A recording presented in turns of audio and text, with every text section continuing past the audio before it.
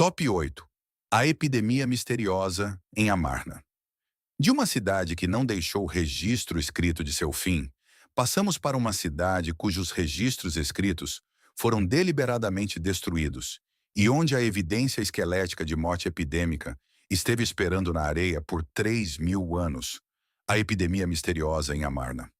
Akhenaten construiu a cidade mais radical da história egípcia em 17 anos. Ele aboliu todos os deuses do panteão egípcio, declarou o disco solar a única divindade verdadeira, mudou toda a capital para um trecho vazio de deserto e forçou uma civilização de 3.000 anos a segui-lo no experimento. Dentro de uma geração, sua cidade estava morta. Seu nome foi cinzelado de cada monumento no Egito, e seus sucessores agiram como se ele nunca tivesse existido. O que aconteceu em Amarna não foi meramente político. Os ossos na areia sugerem que também foi biológico. O projeto Amarna, liderado pelo arqueólogo Barry Kemp, da Universidade de Cambridge, tem escavado o local continuamente desde 1977. Em 2006, a análise da equipe de Kemp do Cemitério das Tumbas do Sul, um cemitério de trabalhadores contendo mais de 3.000 indivíduos, revelou evidências esqueléticas de estresse físico extremo e marcadores de infecção consistentes com condições epidêmicas. Em 2010, um estudo conjunto do Conselho Supremo de Antiguidades do Egito e do Instituto da Universidade de Freiburg, usando tomografia computadorizada e análise de DNA antigo dos restos mortais de Tutankhamon e múmias reais associadas, identificou o Plasmodium falciparum, a cepa de malária mais letal em vários membros da família real. A família real de Amarna foi efetivamente extinta em 20 anos. Akhenaten morreu jovem, seu corregente Smenkhkare morreu jovem, sua filha Meritaten morreu jovem e Tutankhamon, seu provável filho, morreu com aproximadamente 18 anos de idade, com evidência esquelética de múltiplas infecções graves simultâneas. Do outro lado do Nilo, no cemitério de trabalhadores, aproximadamente 70% da população mostrava evidências de estresse físico significativo e doenças infecciosas. Uma taxa que excede em muitos cemitérios egípcios, comparáveis de outros locais e períodos. Uma dinastia real inteira e uma força de trabalho de milhares parecem ter morrido da mesma exposição ambiental simultaneamente. A análise esquelética de Barry Kemp descobriu que aproximadamente 70% dos indivíduos no cemitério das Tumbas do Sul mostravam evidências de trauma físico significativo e estresse nutricional. A análise de TC de Tutankhamon revelou fenda palatina, pé torto e necrose óssea em seu pé esquerdo. Condições consistentes com comprometimento imunológico causado por coinfecção epidêmica, endogamia severa ou ambos. Os arquivos reais hititas em Hattusa contêm registros explícitos de uma epidemia chegando do Egito durante o período de Amarna, carregada por enviados egípcios, que matou o rei hitita Suppiluliuma e seu príncipe herdeiro, com os registros hititas nomeando explicitamente a corte de Akhenaten como a fonte. As cartas de Amarna, o arquivo de correspondência diplomática escavado no local, contém apelos desesperados de estados vassalos egípcios em Canaã e na Síria descrevendo ataques militares e solicitando ajuda que nunca chegou, sugerindo que a capacidade militar egípcia havia sido severamente comprometida. Akhenaten escolheu a localização de Amarna com base em uma visão religiosa, selecionando um trecho da margem do Nilo especificamente evitado por assentamentos egípcios anteriores, possivelmente colocando a cidade em uma zona de densidade excepcional de mosquitos e exposição ao Plasmodium falciparum, que locais estabelecidos haviam aprendido através de séculos de experiência a deixar desabitados. Os egiptólogos geralmente atribuem o colapso à reação política e religiosa, mas os registros hititas são documentação de primeira mão, identificando explicitamente os enviados egípcios como a fonte de uma epidemia que matou 2 governantes hititas. Poderia a visão religiosa de um faraó ter criado acidentalmente um ambiente de incubação que matou toda a sua dinastia e exportou o patógeno resultante para cortes estrangeiras? Poderia o mistério de Amarna ser uma questão de ecologia de mosquitos? Top 9. A epidemia da dinastia. Han dos experimentos condenados do Egito no deserto. Viajamos para o leste ao longo da Rota da Seda, até a outra extremidade do mundo antigo, onde, no momento preciso em que Roma morria da praga Antonina, o maior império da Ásia morria de algo notavelmente semelhante. A epidemia da dinastia Han. No momento exato em que a praga Antonina matava 5 milhões de pessoas no Império Romano, algo acontecia na bacia do Rio Amarelo, na China. A dinastia Han, igual a Roma em população, riqueza e poder militar, estava sendo destruída por uma epidemia com o mesmo cronograma, o mesmo perfil de sintomas e as mesmas consequências políticas.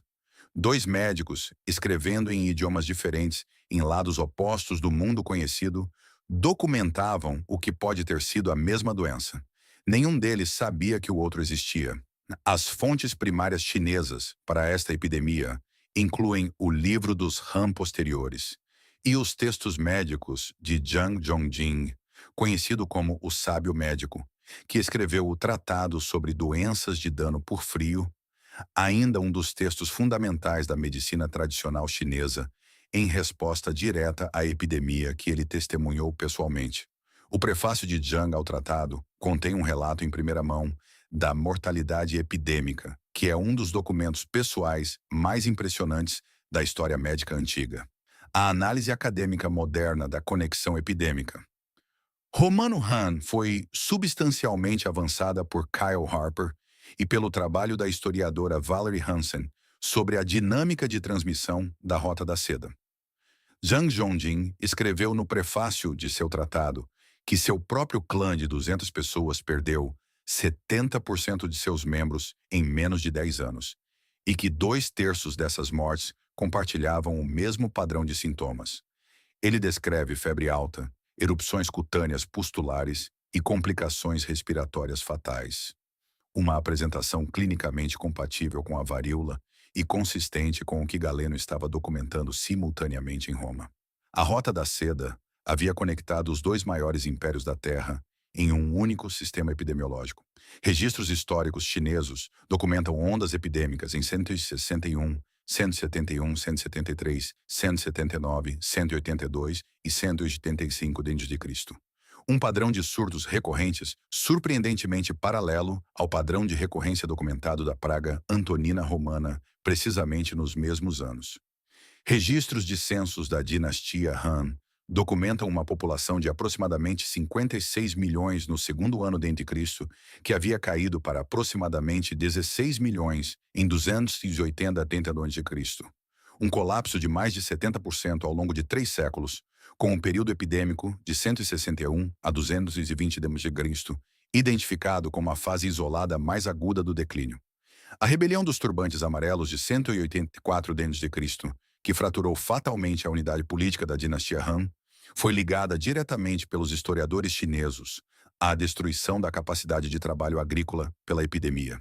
A análise de Valerie Hansen demonstra que bens de luxo chineses e romanos eram trocados regularmente através de intermediários da Ásia Central, criando um corredor ao longo do qual a varíola major poderia ter viajado.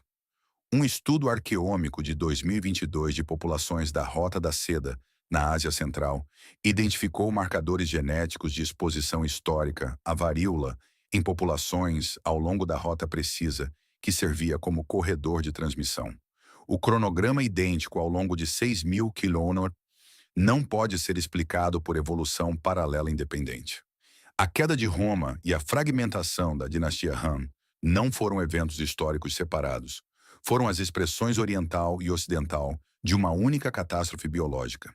Top 10. A praga de Shih-Hu. Se a Rota da Seda conectou Roma e a China em um único sistema epidêmico, considere o que isso significou para a civilização no centro dessa estrada. O império cujo colapso súbito em uma única temporada de mortes epidêmicas abriu a porta para o início de um novo mundo. A praga de Shih-Hu. No ano de 627 n.C., o Império Persa Sassânida era o estado mais poderoso da Terra. Tinha acabado de derrotar Bizâncio, ocupado Jerusalém, capturado a verdadeira cruz e estendido seu território até os portões de Constantinopla. Seus exércitos não perdiam uma grande campanha há uma geração. Então, uma epidemia chegou à capital real de Ctesifonte. Em 18 meses, o imperador estava morto, seu sucessor estava morto e a corte real havia sido efetivamente aniquilada. 9 anos depois, exércitos árabes varreram o que restou.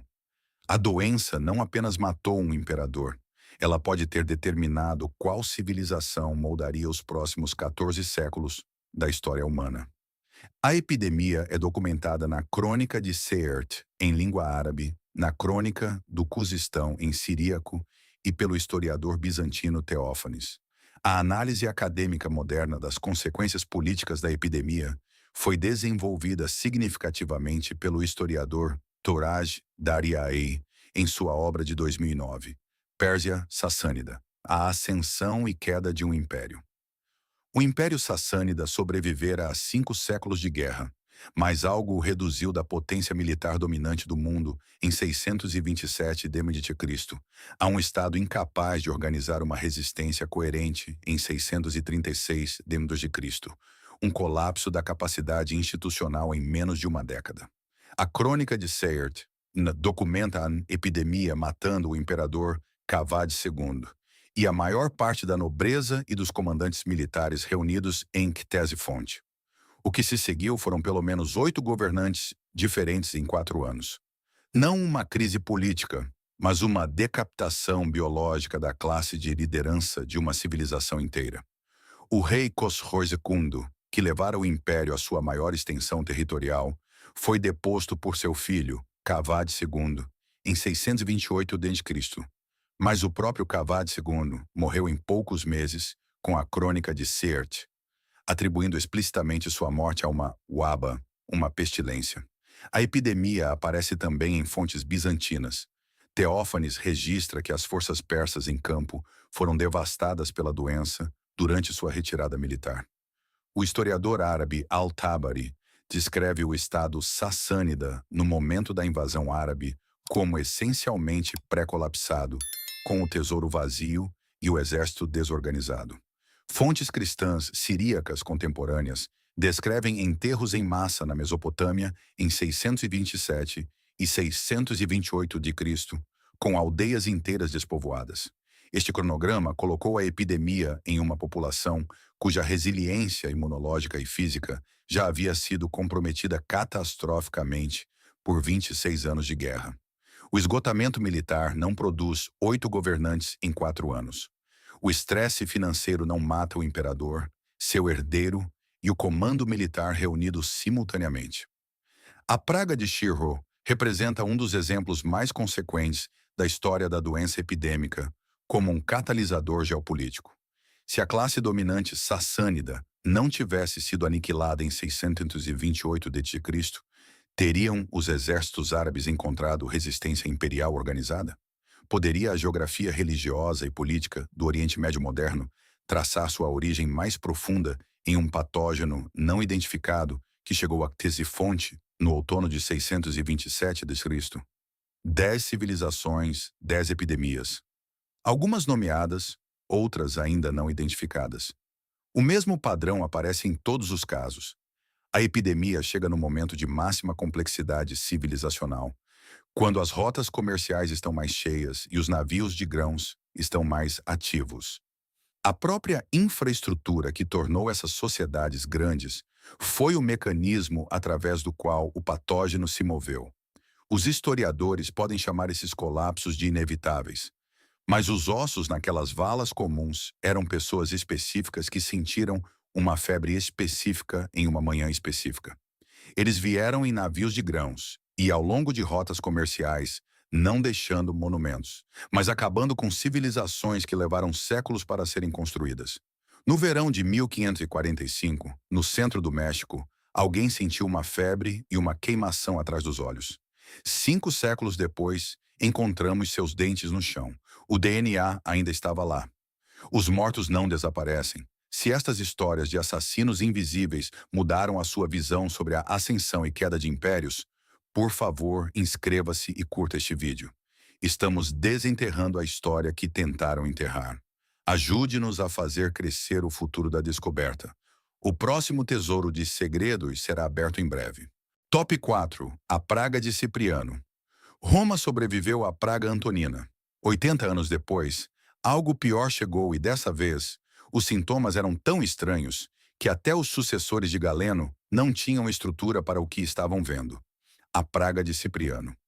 O bispo de Cartago observou sua congregação morrer e sentou-se para escrever um sermão sobre isso. Não um lamento, mas um argumento teológico. A praga, escreveu Cipriano, era um presente. Ela separava os fiéis dos temerosos e revelava quem realmente acreditava na vida além desta. Seu nome seria dado à doença que estava matando 5.000 pessoas por dia, apenas em Roma. O que essa doença realmente era, mais de 17 séculos depois, ainda não podemos dizer com certeza. O Sermão de Cipriano de Mortalidade, escrito por volta de 252 d.C., sobrevive e contém a descrição de sintomas mais detalhada da epidemia de qualquer fonte contemporânea.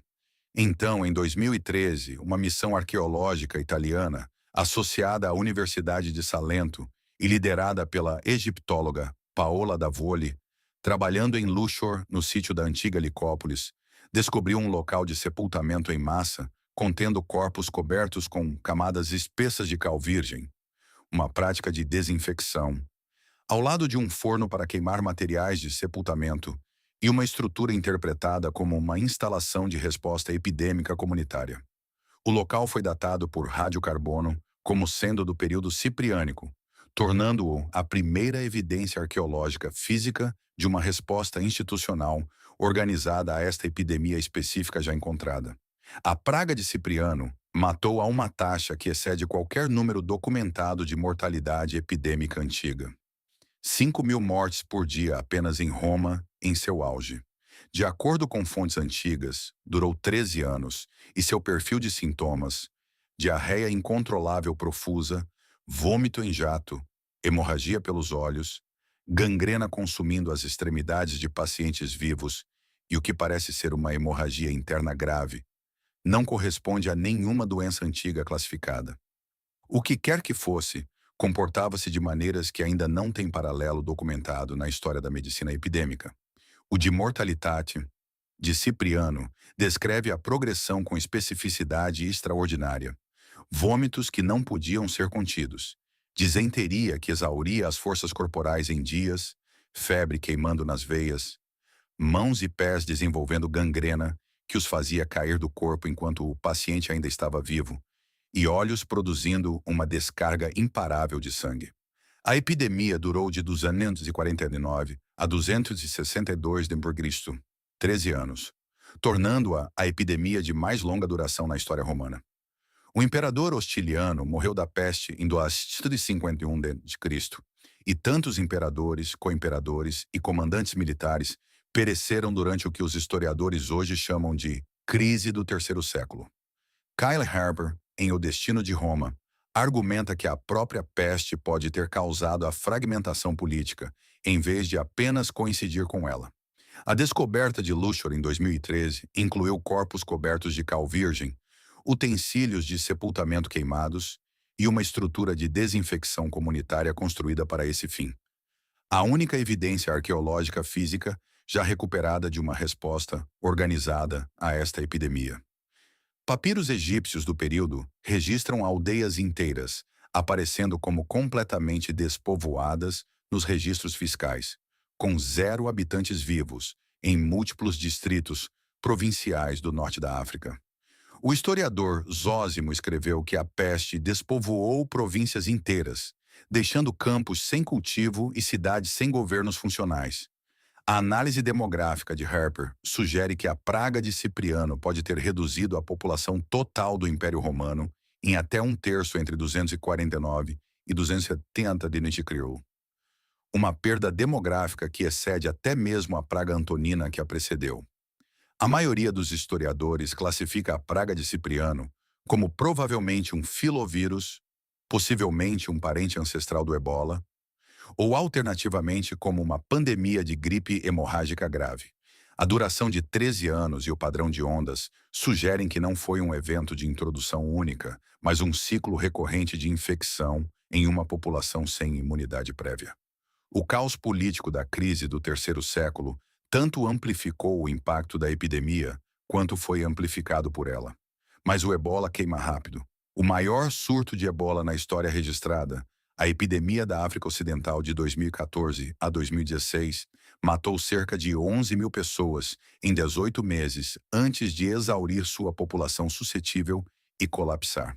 A praga de Cipriano supostamente matou 5 mil pessoas por dia em uma única cidade e depois viajou por todo o mundo mediterrâneo por 13 anos sem se extinguir. O que quer que fosse, não se comportava como o ebola. Não se comportava como nada para o qual tenhamos uma classificação. Alguns biólogos propuseram que a praga de Cipriano representa a primeira emergência registrada de um patógeno genuinamente novo de um reservatório animal, possivelmente morcegos ou roedores no norte da África, que tinha novidade genética suficiente para devastar uma população despreparada imunologicamente, enquanto simultaneamente evoluía para uma virulência menor ao longo de seu curso de 13 anos. Se este patógeno emergiu de um reservatório de animais selvagens, esse reservatório ainda existe em algum lugar. As condições ecológicas que produziram o primeiro evento de transbordamento em 249 d.C., urbanização, instabilidade climática e populações humanas concentradas perto de habitats de vida selvagem, não desapareceram. Podemos nunca saber o que Cipriano estava realmente vendo morrer, mas a questão de para onde foi e se algo parecido ainda espera em alguma população animal que ainda não pesquisamos, não é uma questão antiga, é uma questão atual. Top 5. A praga de Justiniano. 3 séculos após Cipriano, o mesmo mundo mediterrâneo enfrentaria sua primeira pandemia, confirmada de peste bubônica. Desta vez temos o DNA. O que não temos é uma explicação para o motivo pelo qual a cepa que a causou se extinguiu completamente, a praga de Justiniano. No verão de 541 d.C., algo chegou ao porto egípcio de Pelúsio. Veio em um navio de grãos, viajando nas pulgas que viviam nos ratos que comiam os grãos nos porões. Em 4 meses havia chegado a Constantinopla. Em um ano, o próprio imperador Justiniano estava morrendo. Seus médicos estavam impotentes, e o historiador e testemunha ocular Procópio estava nas ruas da capital vendo 10 mil pessoas por dia desaparecerem em valas comuns. A primeira pandemia de peste bubônica havia começado.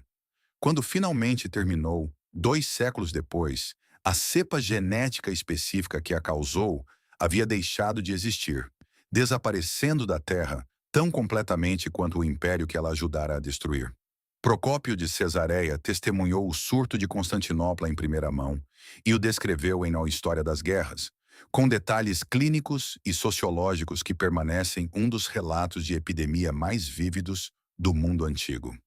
Em 2013, um estudo marcante liderado por David Wagner e colegas, publicado na The Lancet Infectious Diseases, confirmou o agente causador como Yersinia pestis, através de DNA antigo extraído de restos esqueléticos do século VI, no local de sepultamento de Aschheim, na Baviera.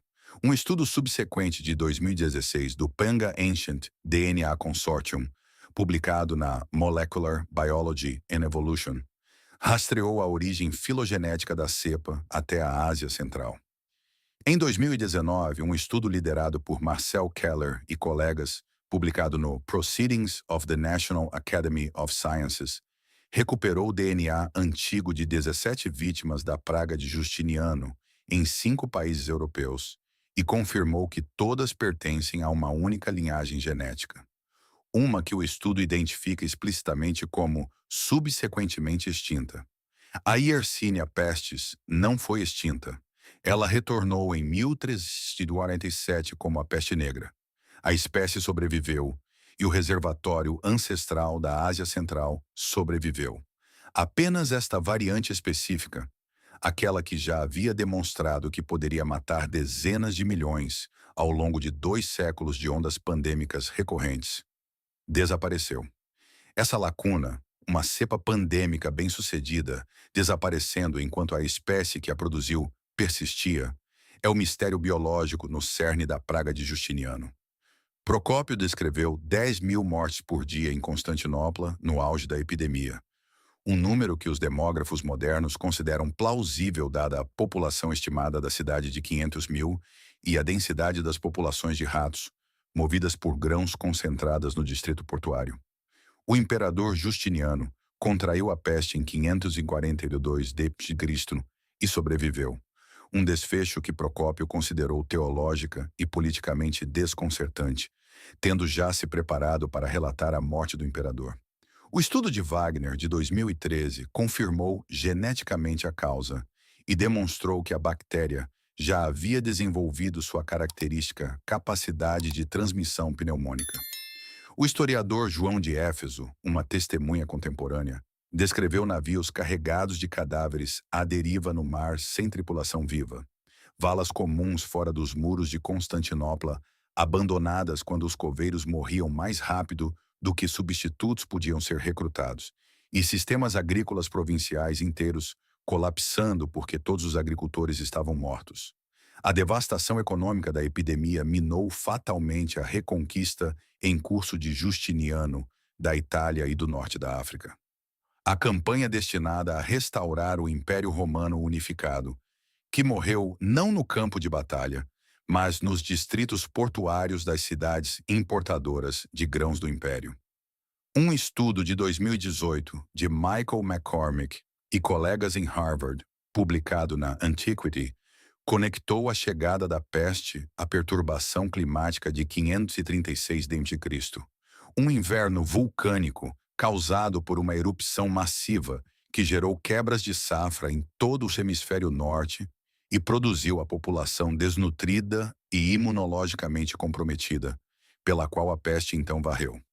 Historiadores e geneticistas concordam amplamente que a praga de Justiniano representa a primeira fase pandêmica da Yersinia pestis, uma bactéria que havia evoluído recentemente em seu reservatório de roedores na Ásia Central. Sua extinção como linhagem é atribuída ao beco sem saída evolutivo da virulência extrema. Um patógeno que mata seus hospedeiros com eficiência excessiva exaure as populações suscetíveis e não consegue manter as cadeias de transmissão necessárias para a persistência geográfica. Mas a Yersinia pestis sobreviveu naquele mesmo reservatório da Ásia Central e produziu a peste negra 600 anos depois. A espécie não morreu, apenas esta variante morreu. O que seleciona contra uma cepa pandêmica bem-sucedida enquanto preserva a população ancestral que a gerou? E por que se passaram 600 anos entre a primeira e a segunda pandemias sem nenhuma recorrência documentada? Alguns pesquisadores propuseram que a praga de Justiniano terminou não porque o patógeno morreu, mas porque a população humana sobrevivente adquiriu memória imunológica suficiente para interromper a transmissão. Efetivamente, o primeiro exemplo documentado de adaptação imunológica em nível populacional através da mortalidade catastrófica. De acordo com este modelo, a lacuna de 600 anos representa o intervalo geracional preciso necessário para que essa memória imunológica desaparecesse inteiramente. A memória imunológica, ao contrário da memória genética, não passa para os descendentes. Poderia o ritmo das pandemias de peste bubônica refletir o ciclo de esquecimento do sistema imunológico humano? Podemos nunca saber, mas a lacuna de 600 anos é precisa o suficiente para tornar a questão profundamente desconfortável. Top 6. A epidemia do colapso da Idade do Bronze. De um patógeno conhecido cuja variante desapareceu, viajamos 12 séculos de volta a um momento em que a doença pode ter ajudado a acabar não com uma civilização, mas com 5 simultaneamente em 2.000 quilômetros da região mais conectada do mundo antigo. A epidemia do colapso da Idade do Bronze. Em 50 anos, cada grande civilização no leste do Mediterrâneo deixou de existir. Os micênicos, que haviam construído as muralhas de Tirinto, com pedras tão massivas que os gregos posteriores pensavam que gigantes as haviam colocado, desapareceram. O Império Hitita, que havia lutado contra o Egito até um impasse na Batalha de Kadesh e gravados seus tratados de paz nas paredes do templo de Karnak, colapsou da noite para o dia. A cidade de Ugarit, o maior porto comercial do mundo antigo, queimou e nunca foi reconstruída.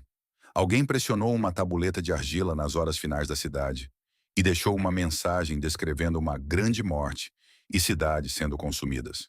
Ela nunca foi entregue. O colapso da Idade do Bronze tem sido estudado por mais de um século, mas o papel das doenças epidêmicas ganhou tração acadêmica específica através do estudo climático de Brandon Drake, de 2012, no Journal of Archaeological Science, e da síntese de Eric Klein, de 2014, 1177 a.C., o ano em que a civilização colapsou. A descoberta e tradução das tabuletas de Ugarit, cartas de argila cozidas acidentalmente nos incêndios que destruíram a cidade, forneceram a primeira evidência escrita de crises simultâneas em múltiplas frentes, incluindo o que uma tabuleta descreve como uma grande morte se espalhando pelas cidades. Os arquivos reais hititas em Hattusa contêm referências a uma epidemia chegando de prisioneiros de guerra egípcios, documentada nos textos de oração do rei Mursili II.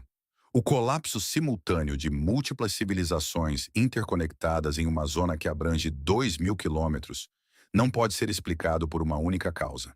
Mas quando a seca, a invasão, o fracasso agrícola e a fragmentação política são todos contabilizados, algo ainda não bate sobre a velocidade. A seca é lenta, as invasões são regionais. As civilizações micênica, hitita, ugarítica e levantina falharam todas dentro de uma única vida humana. A tabuleta que descreve uma grande morte foi escrita precisamente no mesmo momento histórico em que todas as outras catástrofes atingiram o auge.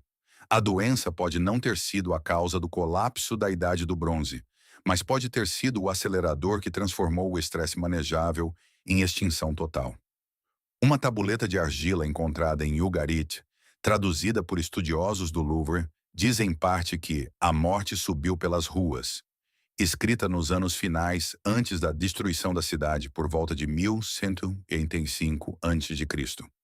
Os textos de oração do rei hitita Mursili II descrevem uma praga que matou seu pai, Suppiluliuma I, e devastou a corte real hitita, dizendo explicitamente que a doença chegou com prisioneiros de guerra egípcios, demonstrando que as redes diplomáticas que conectavam essas civilizações eram corredores ativos de patógenos. A própria Hattusa foi abandonada sem evidência de conquista, sem baixas de batalhas em massa, sem incêndios extensos na maioria das áreas, sugerindo uma população que deixou de existir, em vez de uma que foi derrotada. O estudo de Brandon Drake, de 2012, confirmou uma seca severa de várias décadas, começando por volta de 1200 a.C., que simultaneamente arruinou colheitas em todo o leste do Mediterrâneo, criando a vulnerabilidade nutricional que a doença epidêmica teria explorado. Análises esqueléticas de populações do colapso da Idade do Bronze no Levante mostram marcadores de estresse consistentes com desnutrição e doenças infecciosas nas gerações que precederam imediatamente o colapso final. As tabuletas em linear B de locais micênicos registram cada vez mais desesperadas distribuições de rações e mobilizações militares de emergência. O registro administrativo de uma civilização tentando e falhando em gerenciar crises simultâneas.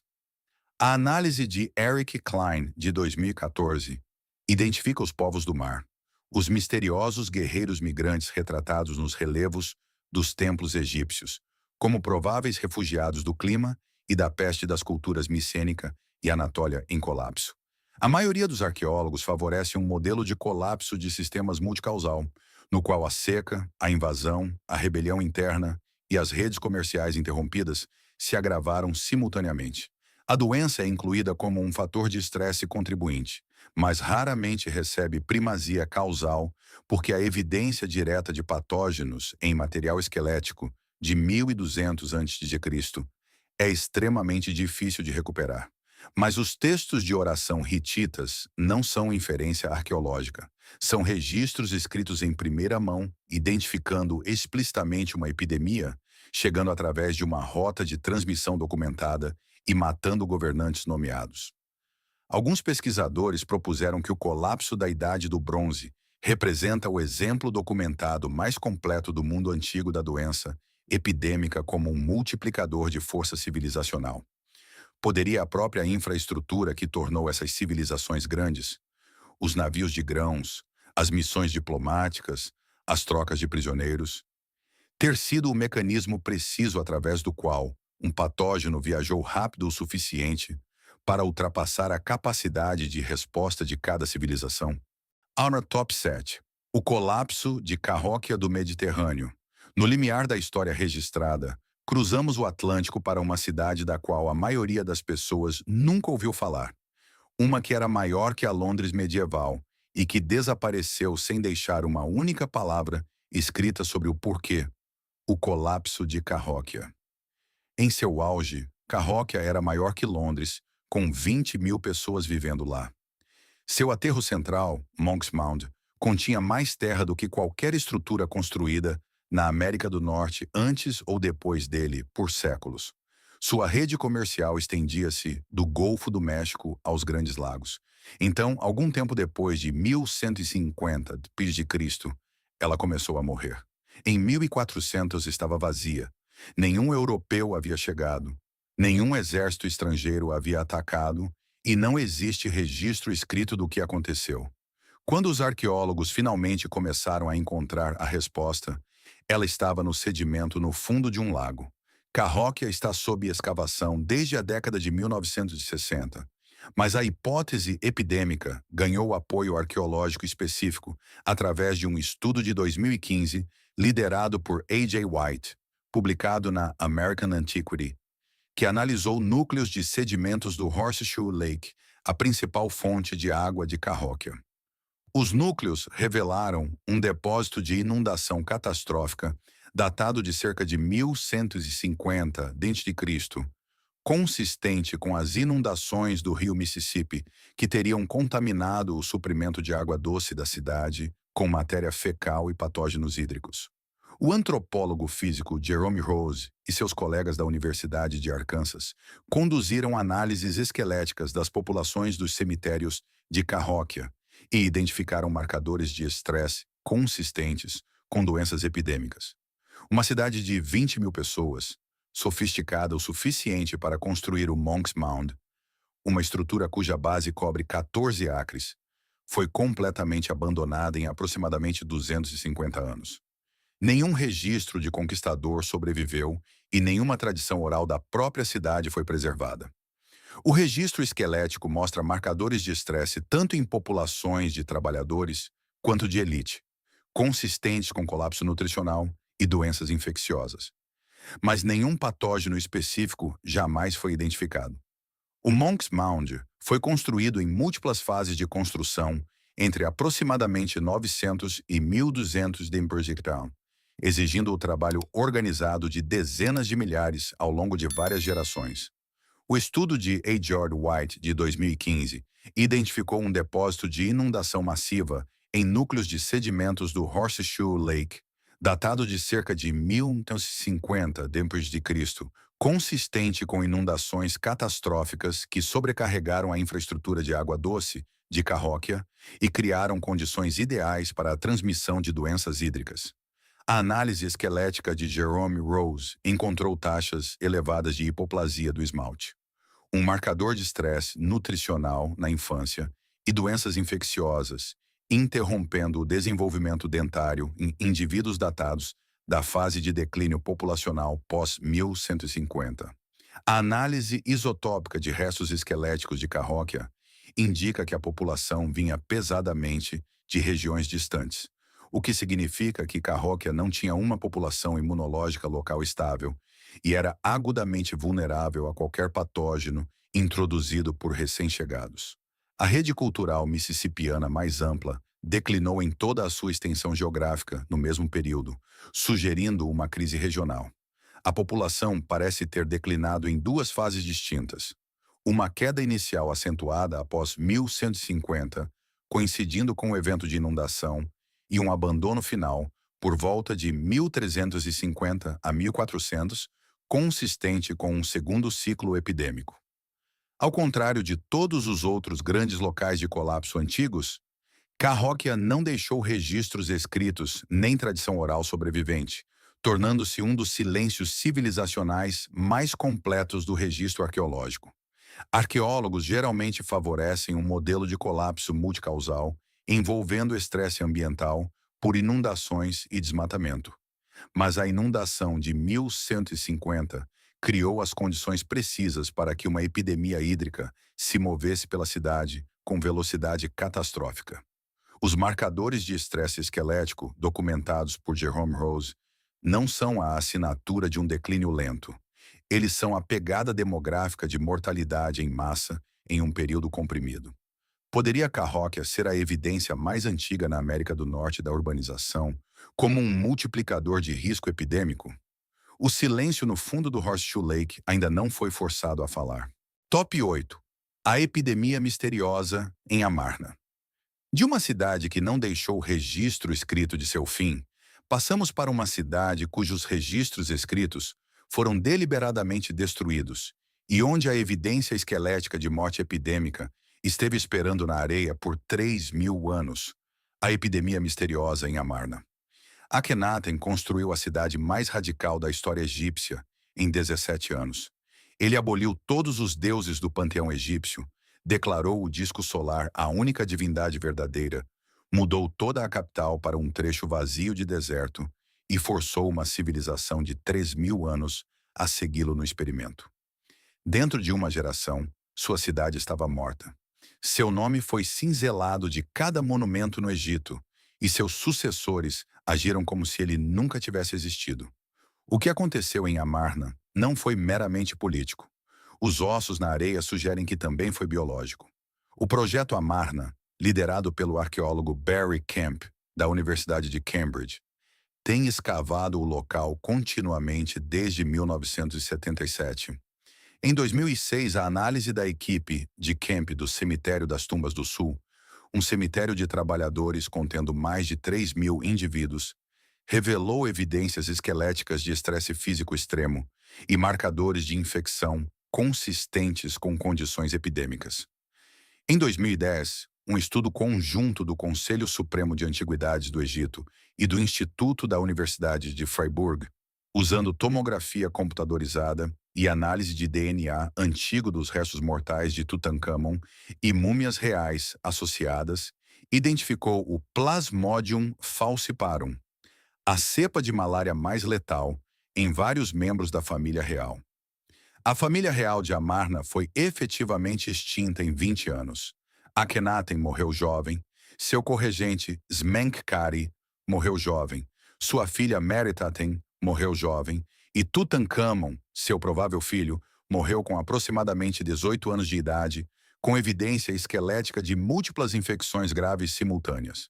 Do outro lado do Nilo, no cemitério de trabalhadores, aproximadamente 70% da população mostrava evidências de estresse físico significativo e doenças infecciosas.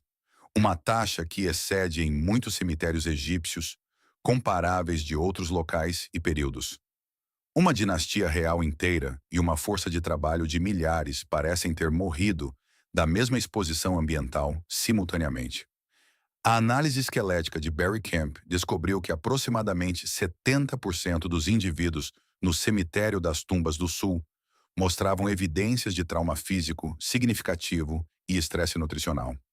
A análise de TC de Tutankhamon revelou fenda palatina, pé torto e necrose óssea em seu pé esquerdo. Condições consistentes com comprometimento imunológico causado por coinfecção epidêmica, endogamia severa ou ambos. Os arquivos reais hititas em Hattusa contêm registros explícitos de uma epidemia chegando do Egito durante o período de Amarna, carregada por enviados egípcios, que matou o rei hitita Suppiluliuma e seu príncipe herdeiro, com os registros hititas nomeando explicitamente a corte de Akhenaten como a fonte. As cartas de Amarna, o arquivo de correspondência diplomática escavado no local, contém apelos desesperados de estados vassalos egípcios em Canaã e na Síria descrevendo ataques militares e solicitando ajuda que nunca chegou, sugerindo que a capacidade militar egípcia havia sido severamente comprometida.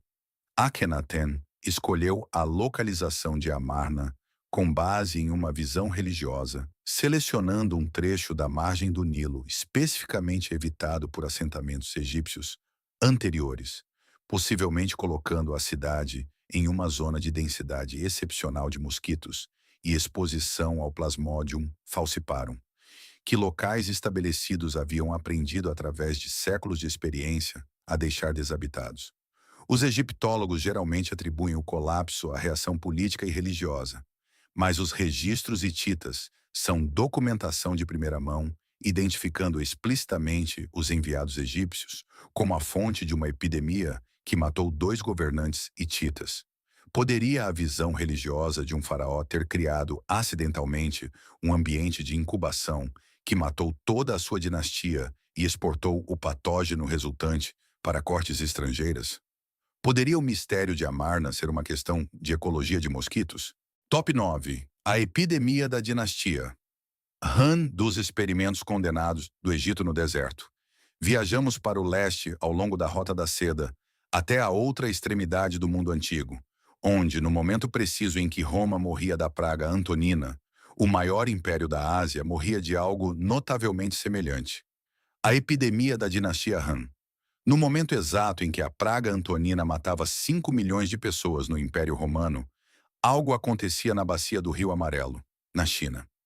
A dinastia Han, igual a Roma em população, riqueza e poder militar, estava sendo destruída por uma epidemia com o mesmo cronograma, o mesmo perfil de sintomas e as mesmas consequências políticas. 2 médicos, escrevendo em idiomas diferentes, em lados opostos do mundo conhecido, documentavam o que pode ter sido a mesma doença. Nenhum deles sabia que o outro existia. As fontes primárias chinesas para esta epidemia incluem o Livro dos Han Posteriores e os textos médicos de Zhang Zhongjing, conhecido como o Sábio Médico, que escreveu o Tratado sobre Doenças de Dano por Frio, ainda um dos textos fundamentais da medicina tradicional chinesa, em resposta direta à epidemia que ele testemunhou pessoalmente. O prefácio de Zhang ao tratado contém um relato em primeira mão da mortalidade epidêmica, que é um dos documentos pessoais mais impressionantes da história médica antiga. A análise acadêmica moderna da conexão epidêmica. Romano Han foi substancialmente avançada por Kyle Harper e pelo trabalho da historiadora Valerie Hansen sobre a dinâmica de transmissão da Rota da Seda. Zhang Zhongjing escreveu no prefácio de seu tratado que seu próprio clã de 200 pessoas perdeu 70% de seus membros em menos de 10 anos, e que 2/3 dessas mortes compartilhavam o mesmo padrão de sintomas. Ele descreve febre alta, erupções cutâneas pustulares e complicações respiratórias fatais. Uma apresentação clinicamente compatível com a varíola e consistente com o que Galeno estava documentando simultaneamente em Roma. A Rota da Seda havia conectado os 2 maiores impérios da Terra em um único sistema epidemiológico. Registros históricos chineses documentam ondas epidêmicas em 161, 171, 173, 179, 182 e 185 d.C. Um padrão de surtos recorrentes surpreendentemente paralelo ao padrão de recorrência documentado da praga Antonina Romana, precisamente nos mesmos anos. Registros de censos da dinastia Han documentam uma população de aproximadamente 56 milhões no segundo ano d.C., que havia caído para aproximadamente 16 milhões em 280 d.C. Um colapso de mais de 70% ao longo de 3 séculos, com um período epidêmico de 161 a 220 d.C., identificado como a fase isolada mais aguda do declínio. A rebelião dos turbantes amarelos de 184 d.C., que fraturou fatalmente a unidade política da dinastia Han, foi ligada diretamente pelos historiadores chineses à destruição da capacidade de trabalho agrícola pela epidemia. A análise de Valerie Hansen demonstra que bens de luxo chineses e romanos eram trocados regularmente através de intermediários da Ásia Central, criando um corredor ao longo do qual a varíola major poderia ter viajado. Um estudo arqueômico de 2022 de populações da Rota da Seda na Ásia Central, identificou marcadores genéticos de exposição histórica à varíola em populações ao longo da rota precisa, que servia como corredor de transmissão. O cronograma idêntico ao longo de 6.000 quilômetros não pode ser explicado por evolução paralela independente. A queda de Roma e a fragmentação da dinastia Han não foram eventos históricos separados. Foram as expressões oriental e ocidental de uma única catástrofe biológica. Top 10. A praga de Shiro. Se a Rota da Seda conectou Roma e a China em um único sistema epidêmico, considere o que isso significou para a civilização no centro dessa estrada. O império cujo colapso súbito em uma única temporada de mortes epidêmicas abriu a porta para o início de um novo mundo. A praga de Shiro.